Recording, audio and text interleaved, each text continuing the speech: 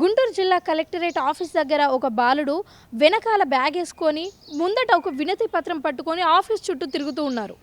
ఇంతకీ ఆ వయసులో అతనికి అంత పెద్ద సమస్య ఏమొచ్చింది అని ఆరా తీస్తే మనకు తెలిసిన విషయం ఏంటి అంటే వాళ్ళ నాన్న ఒక లారీ డ్రైవర్, పనికి వెళ్తూ ఉంటాడు, కుటుంబాన్ని అస్సలు పట్టించుకోడట. అయితే ఈ కుటుంబాన్ని సాదేది ఒకే ఒక ఆమె వాళ్ళమ్మ. అయితే తను గుంటూరులోని ఒక ప్రభుత్వ హాస్పిటల్ బయట ఒక టిఫిన్ సెంటర్ పెట్టుకుందంట. కొంతమంది లేదా మున్సిపాలిటీ ఆఫీస్ వాళ్ళు కూడా కావచ్చు, వాళ్ళందరూ కలిసి ఆ టిఫిన్ బండిని తొలగించారంట. అక్కడ ఉన్న ఒక కాలువలో పడేశారంట.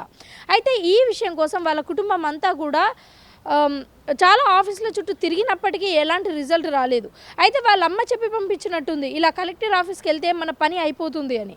అయితే ఈ బాలుడు స్కూల్ మానేసి పని వినతి పత్రం పట్టుకొని కలెక్టర్ ఆఫీస్ దగ్గరికి రావడం జరిగింది. దీన్ని చూసిన కలెక్టర్ ఈ ప్రాబ్లంకి ఎలా అయినా సొల్యూషన్ ఇవ్వాలి అని వాళ్ళకు ఒక మంచి టిఫిన్ బండితో పాటు మంచి సెంటర్లో టిఫిన్ బండి అయితే పెట్టించారు. ఇది ఇప్పుడు చాలా ఫాస్ట్గా స్ప్రెడ్ అవుతుంది.